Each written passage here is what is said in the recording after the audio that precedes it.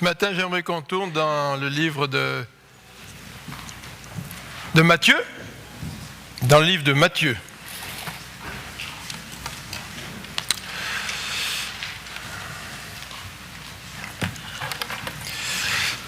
Livre de Matthieu, au chapitre 5.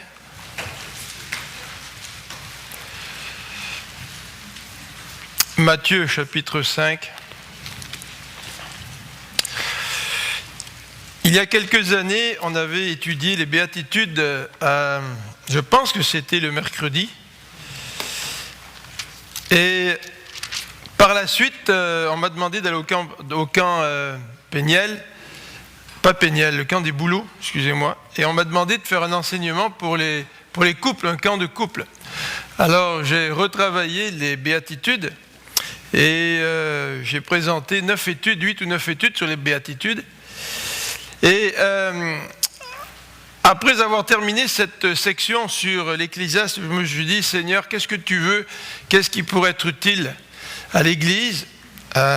Qu'est-ce que je pourrais faire pour l'Église? Et j'ai pensé, non pas aux béatitudes, mais j'ai pensé au Sermon sur la montagne. Et le Sermon sur la montagne, on ne l'a pas étudié, je pense, à l'Église. Et on avait commencé les béatitudes, mais je me suis dit que ce serait une bonne suite. Alors pour ceux d'entre vous qui n'ont pas entendu l'enseignement sur les béatitudes, il va falloir qu'on le mette sur le site web, parce que je crois que le camp a les enregistrements, Marc, des béatitudes, et on pourrait mettre ça sur le site web pour ceux qui veulent écouter donc les prédications sur le début du Sermon sur la montagne.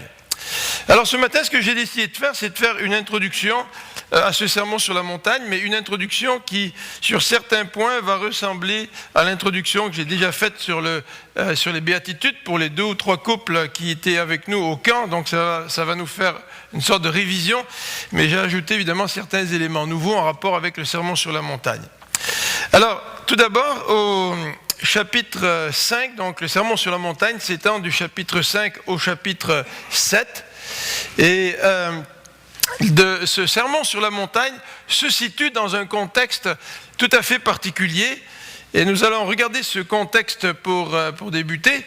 Et ensuite, nous allons examiner en quelques mots les béatitudes pour faire le lien avec le reste du sermon sur la montagne, mais évidemment sans que je prêche là-dessus.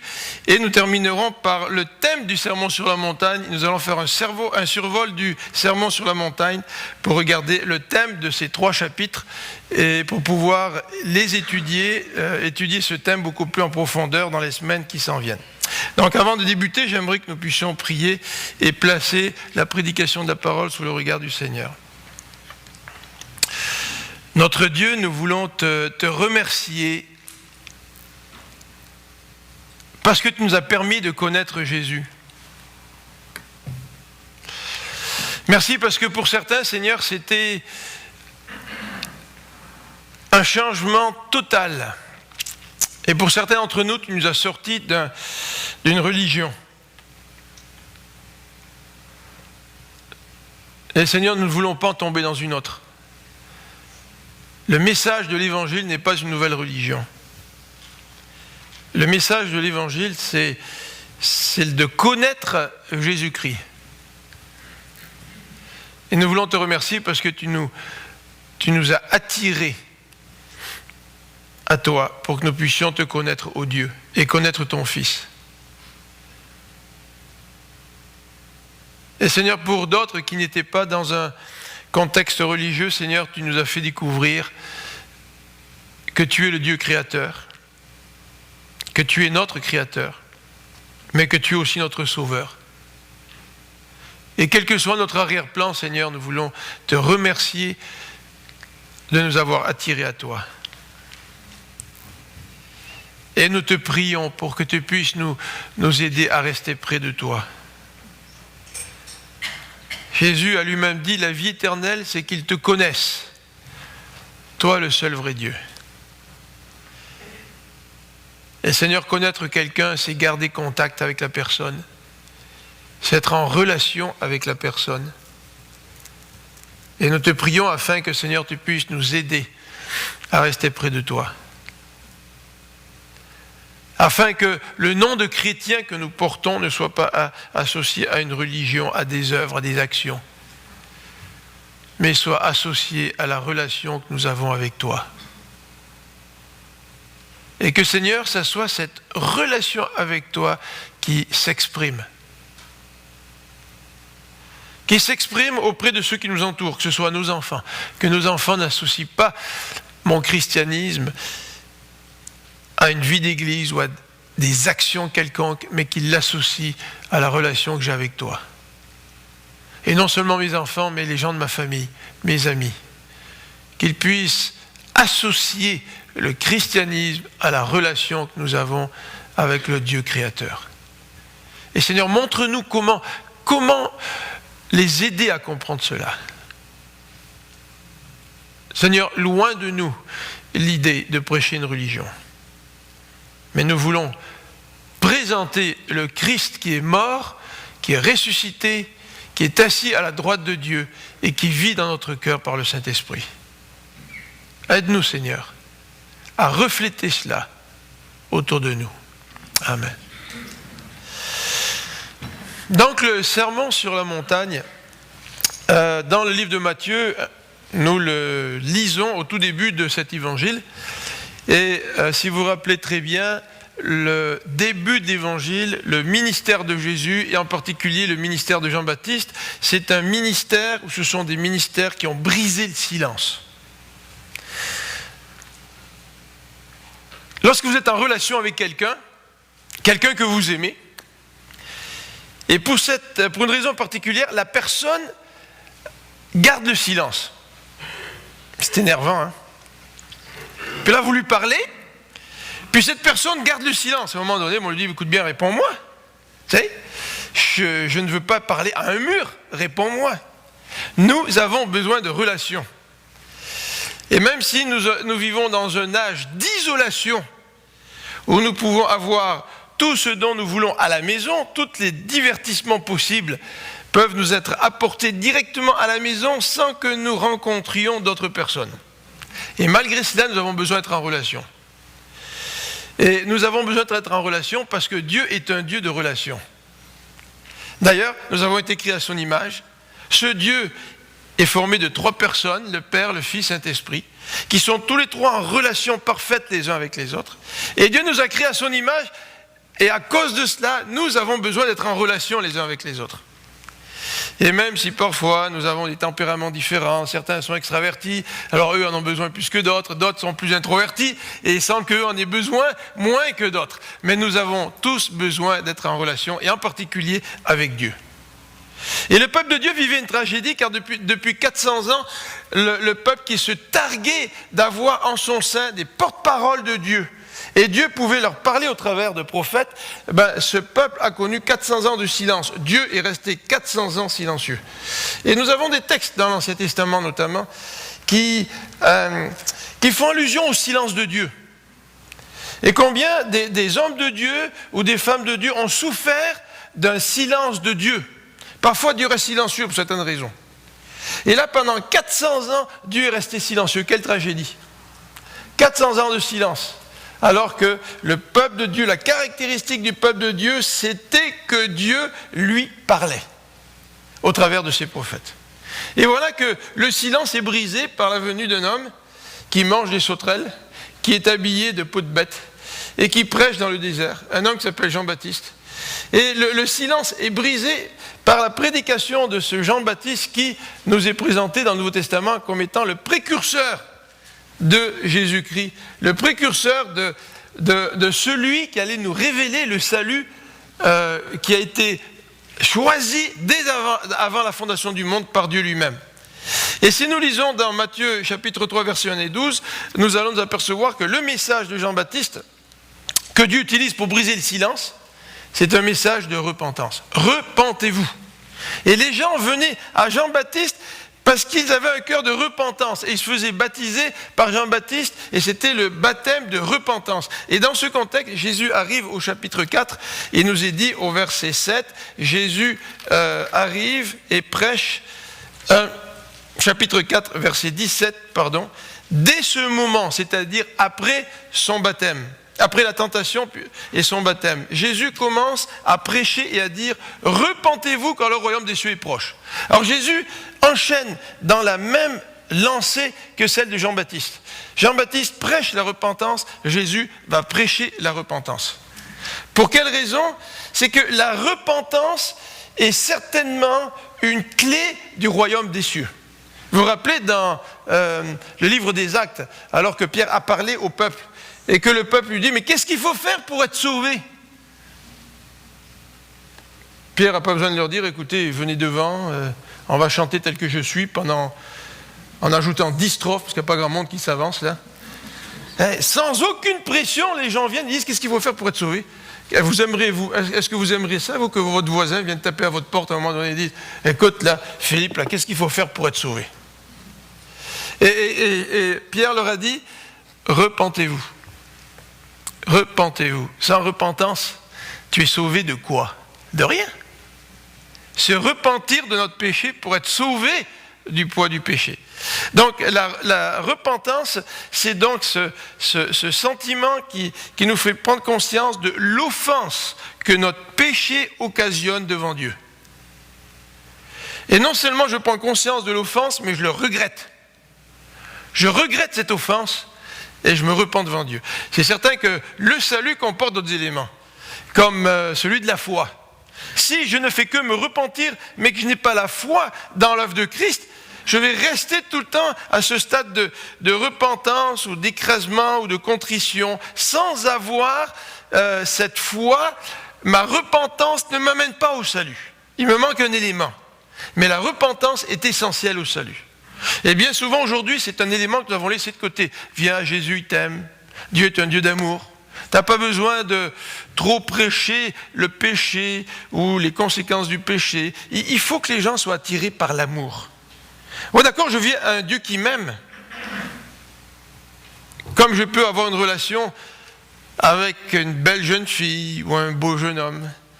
Mais à part d'être sauvé du célibat, celui que j'aime ne va pas me sauver grand-chose. Et le Seigneur Dieu n'est pas seulement celui qui aime, c'est vrai qu'il nous aime et qu'il veut que nous puissions goûter à cet amour, mais c'est aussi le Sauveur. Et pour être sauvé, il faut être conscient de notre péché. Donc la repentance, c'était le message que Jésus a prêché, et le sermon sur la montagne, il est là pour nous conduire à la repentance. Il y a bien des gens qui ont dit, ouais, mais le sermon sur la montagne, il n'est pas pour nous. Parce qu'ils trouvent que les exigences du sermon sur la montagne sont trop élevées. Allez, soyez parfaits comme votre Père Céleste est parfait. Côte Seigneur, là, certainement, c'est pas pour nous. Tu le sais qu'on n'est pas parfait.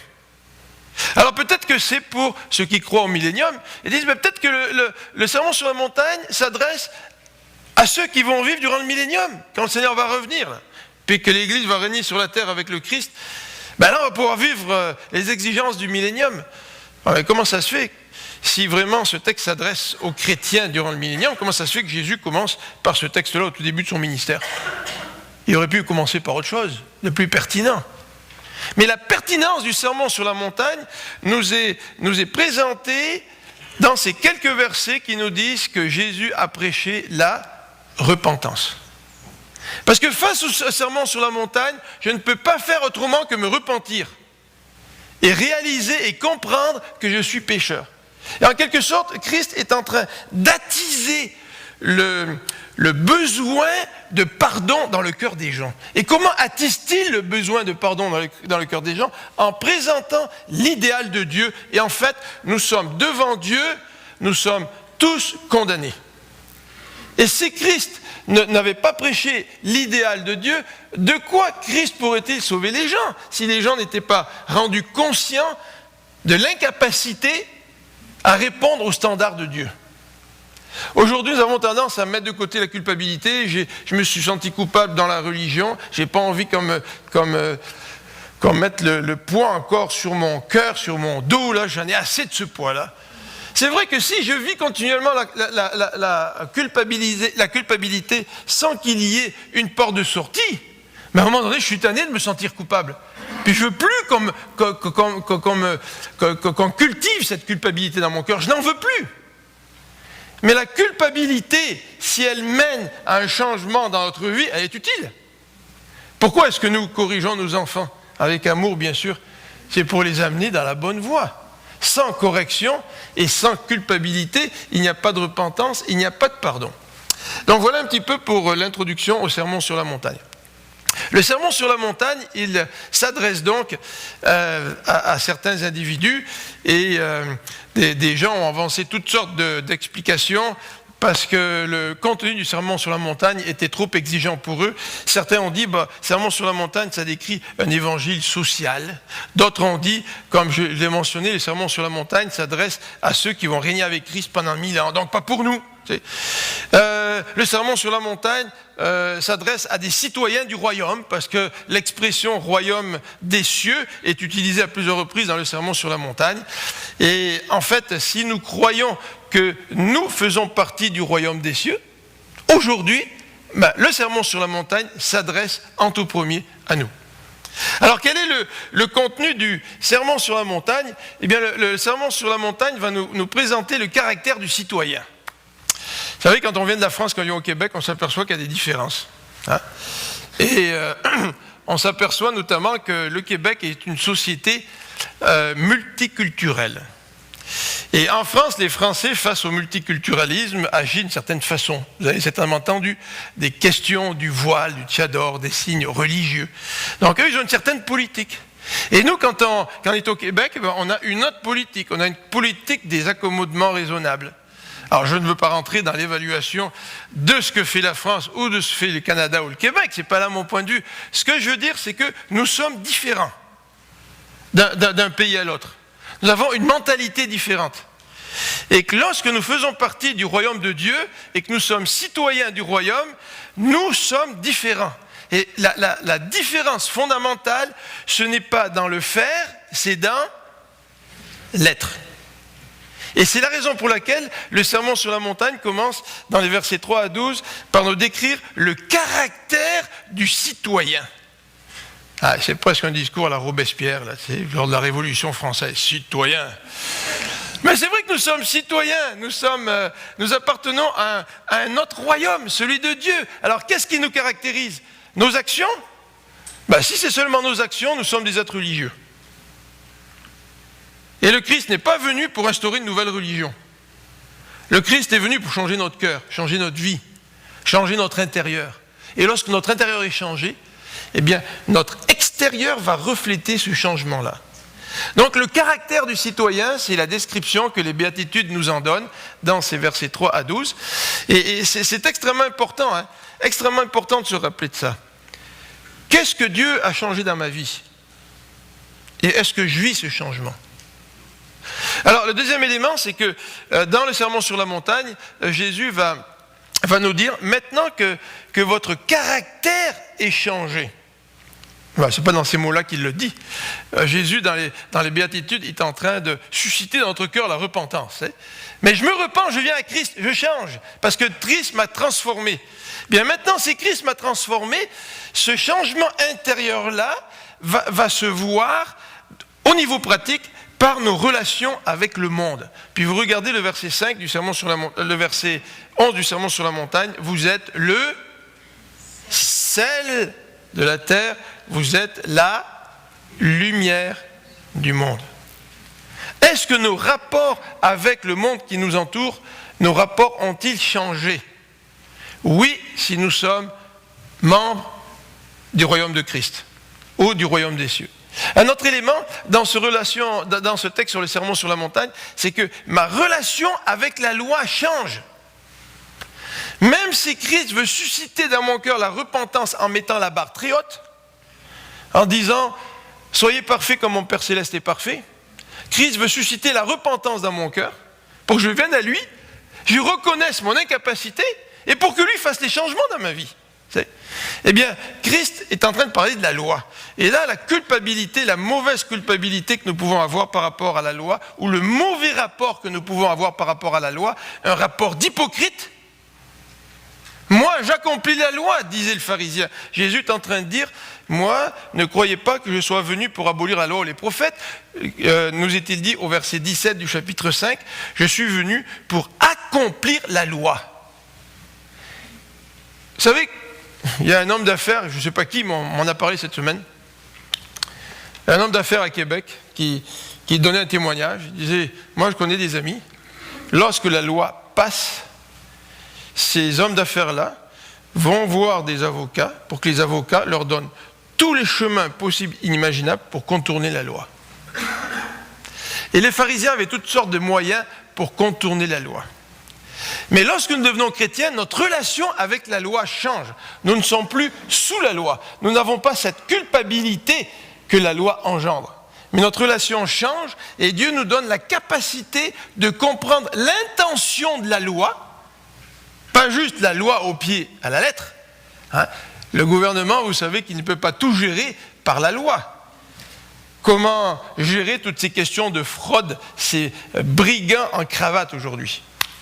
Les brigands de l'informatique. Il y a un vide juridique.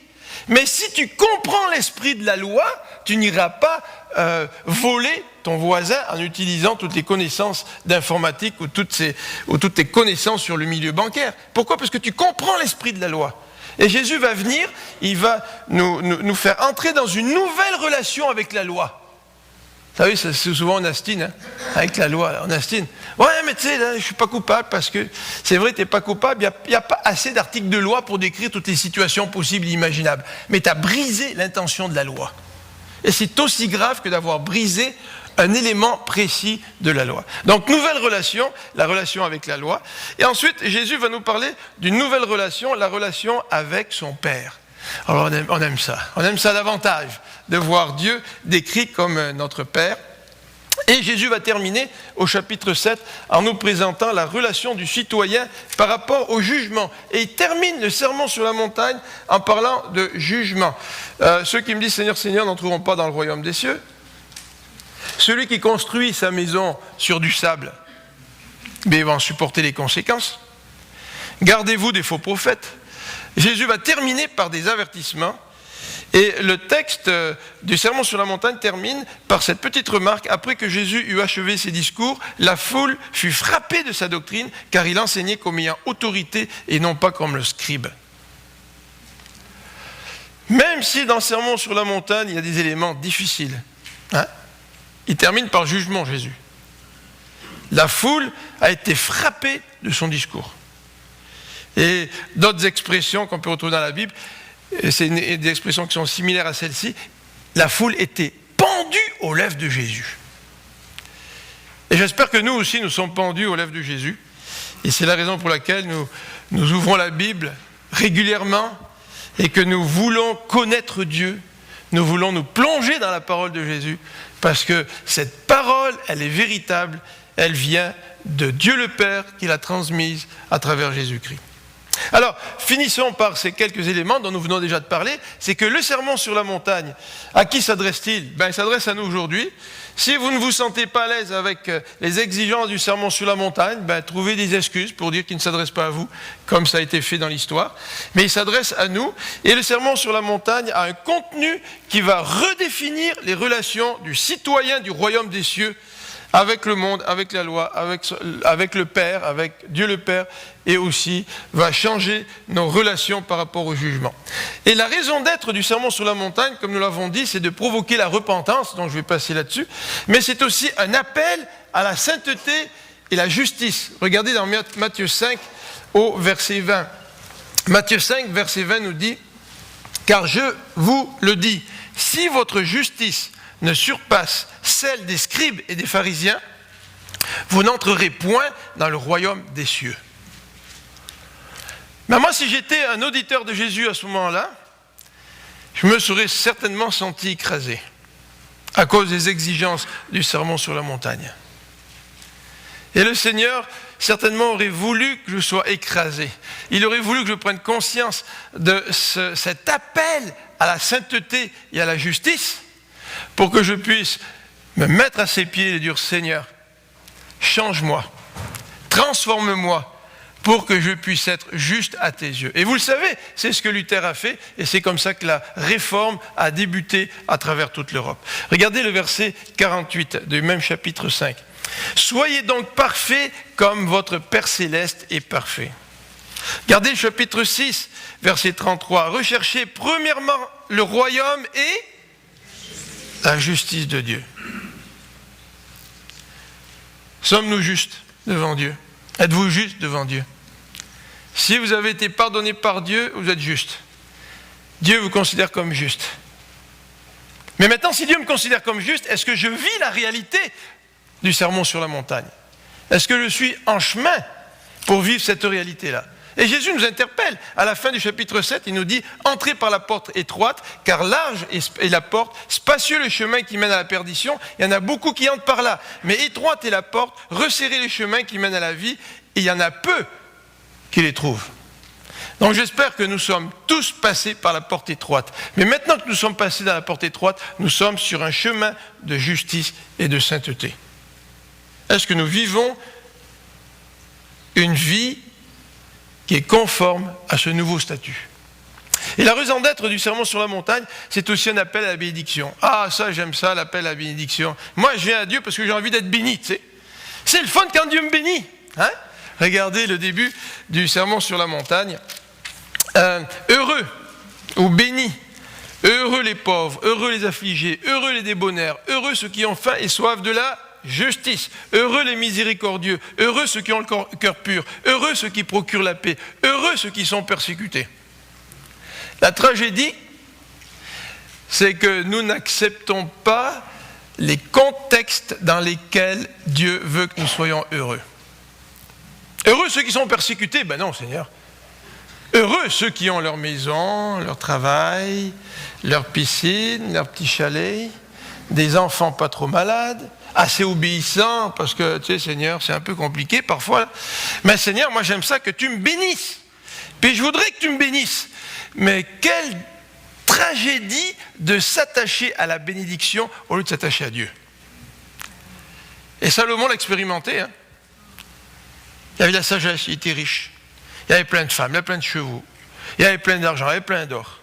Et à un moment donné, Salomon s'est attaché à la bénédiction et s'est détaché de celui qui octroie la bénédiction. Mais il est vrai que si je lis ces béatitudes qui parlent du caractère, je vais m'attacher à Dieu. Parce que Dieu aura changé ma vie, je vais me tourner vers Dieu et je vais m'attacher à sa personne plutôt que m'attacher aux bénédictions que lui peut me donner indépendamment de mon caractère. Vous remarquez qu'ici, comme on l'a déjà dit, ces béatitudes nous parlent de caractère et cette bénédiction est très étroitement associée à notre caractère. Alors regardons quelques instants les béatitudes et la structure des béatitudes qui nous parle donc de ce nouveau caractère. Les béatitudes nous parlent en particulier de notre relation avec Dieu. Les pauvres en esprit sont des gens qui ont assez d'humilité, qui reconnaissent leur petitesse devant Dieu. Nous voyons d'autres bénédictions qui nous parlent de la relation avec Dieu, ceux qui ont faim et soif de justice, par exemple. Heureux les miséricordieux, car ils obtiendront miséricorde. Dieu va leur accorder la miséricorde si eux-mêmes sont miséricordieux. Heureux ceux qui procurent la paix, car ils seront appelés fils de Dieu. Donc la paix est associée à notre relation avec Dieu. Alors autant d'éléments qui mettent l'accent sur la relation avec Dieu. Heureux, verset 8, ceux qui ont le cœur pur, car ils verront Dieu. Vous vous rendez compte, la relation avec Dieu? La pureté me permet de voir Dieu. Et peut-être que dans ma vie chrétienne, si ma relation avec Dieu est Caïn, c'est peut-être parce que je ne suis pas pur. Et que mon impureté est comme un voile qui est là entre Dieu et moi. Alors que vous vous rappelez, le voile entre le lieu saint et le lieu très saint a été déchiré, notre impureté en met un autre. Et ce n'est pas la volonté de Dieu qui est un voile entre lui et nous. Et si je ne vois pas Dieu dans ma vie, actuellement, c'est peut-être parce qu'il y a de l'impureté. Et en lisant ce sermon sur la montagne, Dieu veut que nous prenions conscience de notre péché, que nous venons à lui, que nous lui demandions pardon, afin que nous puissions être purifiés, parce que Dieu veut ma bénédiction, il veut que je sois heureux dans une relation avec Dieu, sans qu'il y ait ces filtres qui nous obscurcissent la perception, la relation avec Dieu. Et vous voyez, dans ces béatitudes, il est aussi question de relation avec autrui, bien sûr. Heureux ceux qui procurent la paix, ou heureux les artisans de paix. Bien, les artisans de paix, ils exercent un ministère envers les autres. Et les miséricordieux, ils sont miséricordieux envers les autres. Les débonnaires, ceux qui sont doux, ils sont doux envers les autres. Donc, les béatitudes mettent aussi l'accent sur la relation avec autrui. Les deux thèmes vont être développés dans le Sermon sur la montagne. La relation avec les autres et aussi la relation avec Dieu. Et les béatitudes nous présentent même des récompenses. Regardez le verset 3. Et il commence par cela. Heureux les pauvres en esprit, car le royaume des cieux est à eux. Et il termine au verset 10. Heureux les persécutés, car le royaume des cieux est à eux. Ça, c'est surprenant. Parce que le royaume des cieux, le texte aurait pu dire heureux les pauvres en esprit, car ils font partie du royaume des cieux. Heureux les persécutés, car ils feront partie du royaume des cieux. Le texte ne dit pas ça. Il nous dit heureux les pauvres en esprit, heureux les persécutés, car le royaume est à eux. Ça exprime quoi, ça? Ça exprime une possession. C'est fort, ça. Vous vous rendez compte, c'est fort. Dieu ne veut pas juste nous donner quelque chose, là, mais il veut que nous possédions le royaume des cieux. Ça, c'est fort comme expression. Oh, le royaume reste le royaume de Dieu. C'est vrai. Mais vous vous rappelez ce que dit Christ? Avec lui, nous sommes co-héritiers. Comment ça se fait? Est-ce que Christ, dans sa grâce, fait de nous des participants en entier là, du royaume des cieux? Nous ne sommes pas juste des invités. Vous vous rappelez ce que des fois je dis en riant, quand vous venez chez moi, je vous dis, si je ne vous l'ai pas dit, je vous le dirai peut-être une fois, là, bienvenue chez moi, fais comme chez toi, mais rappelle-toi que tu es chez moi. Mais ce n'est pas du tout ici ce que dit Jésus. Jésus, il dit, tu es chez toi, tu es co-héritier, nous dit l'apôtre Paul, le royaume des cieux est à toi. Alors, vous voyez cette expression heureux, qui est un appel à la bénédiction. Dans le Sermon sur la montagne, ce n'est pas seulement un appel à la sainteté et à la justice, c'est un appel à la bénédiction. Et le mot heureux ici fait écho à un autre texte. Heureux, celui qui ne, vous vous rappelez, marche pas, qui ne s'assied pas. Vous vous rappelez le psaume 1? Et le psaume 1, en hébreu, l'expression veut aussi dire béni. Puis heureux, c'est, bon, peut-être on est content, tu sais, on est content, là. Moi, ma fille revient de l'Europe tout à l'heure, là, midi et demi, elle va atterrir, Dieu voulant, et puis on est content, tu sais. La béatitude, c'est pas juste pour que tu sois content, tu sais. C'est plus fort que ça. C'est une bénédiction. Et le mot bénédiction renferme beaucoup plus, une idée beaucoup plus forte que simplement être heureux. C'est un bonheur qui vient de l'intérieur de toi parce que Dieu est à l'intérieur et il te change. Ce n'est pas juste un petit bonheur de la vie. C'est une bénédiction qui est extrêmement profonde et qui manifeste l'approbation de Dieu. Vous vous rappelez dans le psaume 1, heureux celui qui ne marche pas avec les méchants, qui ne s'assied pas en compagnie des moqueurs, etc.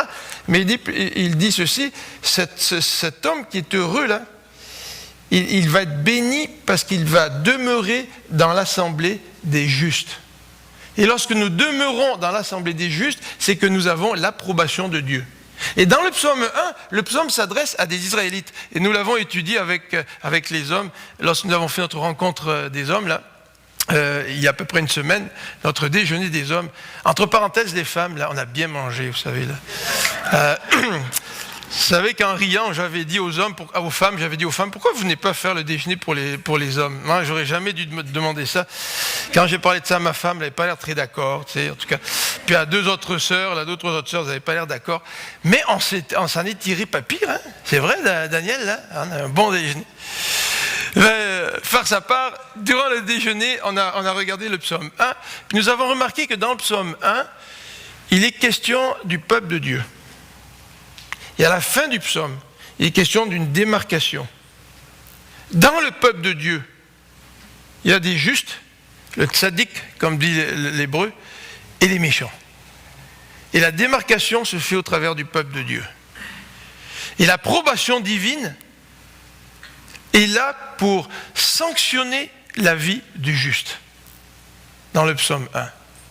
Et les béatitudes, lorsqu'il nous parle de cette bénédiction, elle est là non seulement pour nous dire que c'est une bénédiction qui vient de l'intérieur de toi, mais c'est aussi une approbation divine sur ta vie. Et la bénédiction n'est pas étrangère à l'approbation divine. Quelle tragédie pour l'être humain que de vouloir connaître le bonheur sans rechercher l'approbation de son Créateur. Alors, le sujet de béatitude, comme on l'a dit, touche le caractère, et ce texte des béatitudes n'est certainement pas la description de tendances naturelles. L'orgueil, ça c'est la tendance naturelle qui m'empêche d'être pauvre en esprit. La douceur, est-ce que la douceur c'est naturel? Oh, dans bien des cas, ce n'est pas la douceur, c'est la dureté qui s'exprime au travers de nos relations avec les autres, avec nos enfants, avec notre entourage. La soif de la justice, la faim de la justice, est-ce que c'est naturel ça? Vous savez, ce qui est naturel, c'est de profiter des situations. Et nous le voyons dans notre société. Ce qui est naturel, c'est tendre la main, piger dans le sac, et puis mettre tout ça dans la poche. Et si tu es malin, ne te fais pas prendre. Ah, mais si tu t'es fait prendre, ben écoute là, tu n'aurais pas dû faire ça, tu sais. Et je me rappelle, lorsqu'on avait une discussion de famille, à un moment donné, on parlait des déclarations d'impôts, puis de la droiture dans les déclarations d'impôts. Puis quelqu'un a dit, ouais, mais tu sais, tu n'es pas obligé de tout déclarer, mais il ne faut pas que ça soit trop gros ton affaire, là, tu sais, mais suffisamment pour que ça passe, tu sais. Avons-nous cette soif de justice, cette soif cette faim de la justice, non pas d'une justice légaliste, là, qui sert à pointer le doigt sur tous les autres autour de nous, mais une justice qui vient de l'intérieur de nous et qui nous pousse à marcher dans la justice, à être un témoin sans devenir des légalistes envers les autres. Alors ce n'est pas une tendance naturelle que d'être miséricordieux, ce n'est pas une tendance naturelle d'avoir le cœur pur, ce n'est pas une tendance naturelle que d'être des agents de paix, ce n'est pas une tendance naturelle d'accepter la persécution. Naturellement, nous préférons plaire aux hommes pour éviter la persécution. Et vous vous rappelez ce que dit l'Évangile? Qu'on ne peut pas plaire aux hommes et plaire à Dieu. Hein. Alors donc, les béatitudes ne présentent pas des tendances naturelles, mais les béatitudes sont un appel pour tous les chrétiens. Cet appel à ressembler à Christ. Vous vous rappelez ce qu'on dit dans les Actes? On a donné aux chrétiens le nom de chrétien à cause de Christ lui-même. Moi, je trouve ça extraordinaire. Aujourd'hui, si on n'avait pas de nom là, disons qu'on vient ici, on vient à l'église, on fait notre adoration, notre culte, etc., puis que les gens autour de nous devraient nous donner un nom. Qu'est-ce qu'ils nous donneraient comme nom? Peut-être ils diraient, oh, ce sont des lève-tôt. Parce que moi, le dimanche, je préfère dormir. Ah tiens, c'est bon, ça c'est intéressant, la perception qu'ils ont des chrétiens. Tu sais. Peut-être qu'ils diraient, ah ben les chrétiens, là, ils boivent pas, ils fument pas, ils draguent pas. Pas mal, ça a l'air, ils ont l'air d'avoir une morale. Peut-être qu'ils diraient que les chrétiens, en voyant certaines situations d'église, sont des chialeux, des gens qui se divisent, qui s'affrontent. Alors quel nom ils nous donneraient, tu sais? Mais ce qui est remarquable, c'est que dans les Actes des Apôtres, le nom qui a été donné, c'est un nom qui reflète la centralité même de leur culte, de leur vie. Les gens voyaient dans les chrétiens le Christ, c'est pour ça qu'ils les ont appelés chrétiens. Et le sermon sur la montagne, c'est un appel à ressembler au Christ et à porter dignement le nom de chrétien. Je vais vous rappeler certainement que Gandhi, c'est un homme qui a été très influencé par le sermon sur la montagne. C'est un homme qui a prêché la non-violence. Mais c'est un homme qui ne pouvait pas accepter le message de l'Évangile parce qu'il disait ce n'est pas possible qu'il n'y ait qu'un chemin pour arriver jusqu'à Dieu. Alors est-ce que nous voulons prendre le sermon sur la montagne et développer une philosophie humaniste? Ou est-ce que nous voulons lire le sermon sur la montagne et l'appliquer parce que nous voulons ressembler à notre Christ? Dernier élément que j'aimerais vous présenter en rapport avec le royaume des cieux, et je vais terminer avec cela, c'est que le sermon sur la montagne donc, nous présente le thème du royaume des cieux. Vous l'avez en particulier dans le chapitre 5, le verset 3, le royaume des cieux est à eux, ceux qui sont pauvres en esprit. Au verset 10, ceux qui sont persécutés, le royaume des cieux est à eux. Au verset 19, il est dit, celui donc qui supprimera l'un de ses plus petits commandements et qui enseignera aux hommes à faire de même sera appelé le plus petit dans le royaume des cieux. Le verset 20 nous parle aussi du royaume des cieux. Je vous le dis, si votre justice ne surpasse pas celle des pharisiens et des scribes, vous n'entrerez point dans le royaume des cieux. Il continue au chapitre 6, verset 10, où il nous est dit ceci, « Que ton règne vienne, que ta volonté soit faite sur la terre comme au ciel. » Il est question du royaume, là, que ton règne vienne. Ensuite, au verset 33, le verset que nous connaissons très bien, « Cherchez premièrement le royaume et la justice de Dieu. » Et le sermon sur la montagne termine au chapitre 7, au verset 21, en nous disant « Ce n'est pas ceux qui disent Seigneur, Seigneur qui rentreront dans le royaume des cieux. » Donc le thème du sermon sur la montagne, c'est donc le royaume. Et quand on parle de royaume, eh bien, nous parlons donc des citoyens du royaume et nous parlons de celui qui règne. On ne peut pas parler du royaume sans parler de celui qui règne. Et on ne peut pas parler de celui qui règne sans parler de l'autorité de Dieu. Donc nous sommes des citoyens sur lesquels un roi règne. C'est ça le chrétien. Alors le problème aujourd'hui, c'est que, comme je l'ai dit, on vient à Christ par intérêt. J'ai envie d'être béni, je suis malade, guéris-moi. J'ai un problème avec mes enfants, règle le problème. Je n'ai pas de travail, trouve-moi un travail. Mais nous oublions que nous faisons partie du royaume et que ce royaume est le royaume d'un roi et que nous sommes sujets d'un roi. Avec la visite du prince Charles au Canada, il paraît qu'il y a des sondages qui ont été faits, comme quoi si le prince Charles devient roi, le Canada va abolir la royauté. Bon, je ne sais pas qu'est-ce qui va se passer, pour de vrai, mais aujourd'hui nous vivons avec une reine, mais nous n'avons pratiquement aucune conséquence de cela, nous n'avons pas de compte à rendre à la reine. C'est pas elle qui choisit les lois. C'est un rôle plus ou moins secondaire aujourd'hui, hein, même si c'est important. Et dans notre vie chrétienne, parfois nous avons relégué Dieu à ce rôle de roi, un petit peu parallèle à celui qu'assume la reine. Dans le fond, tu es notre Dieu, tu es notre Père, tu nous aimes, mais tu n'es pas réellement mon roi. Et ici, dans le sermon sur la montagne, lorsqu'on parle de royaume des cieux, rappelons-nous que nous avons un roi qui règne sur nous, et ce règne du roi doit déterminer notre vie. Et c'est la raison pour laquelle Jésus va parler de caractère.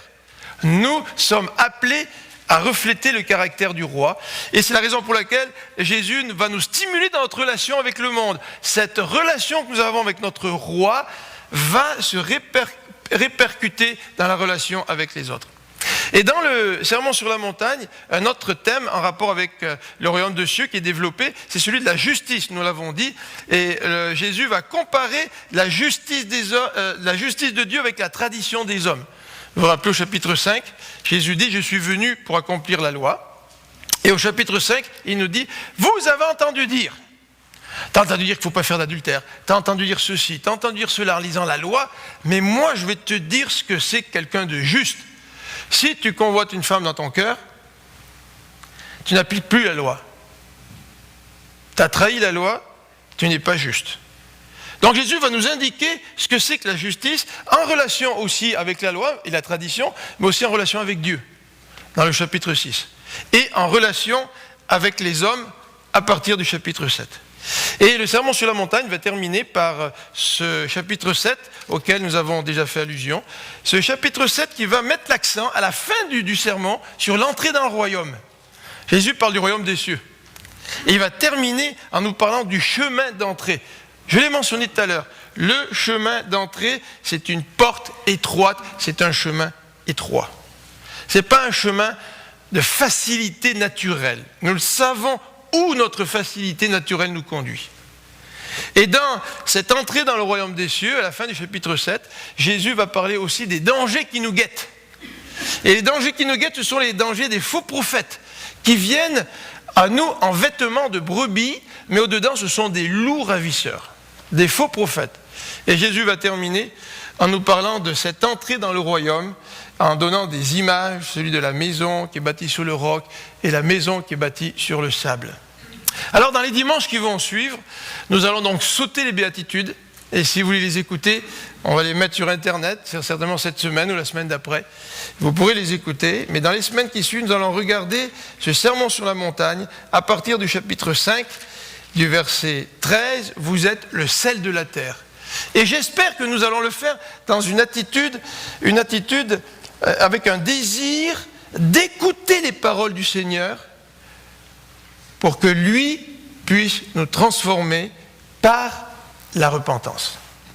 J'espère que nous n'allons pas écouter le sermon sur la montagne comme un enseignement que l'on connaît déjà, mais que nous allons nous placer devant Dieu en disant à notre Dieu, « Parle, car ton serviteur écoute. » Prions ensemble.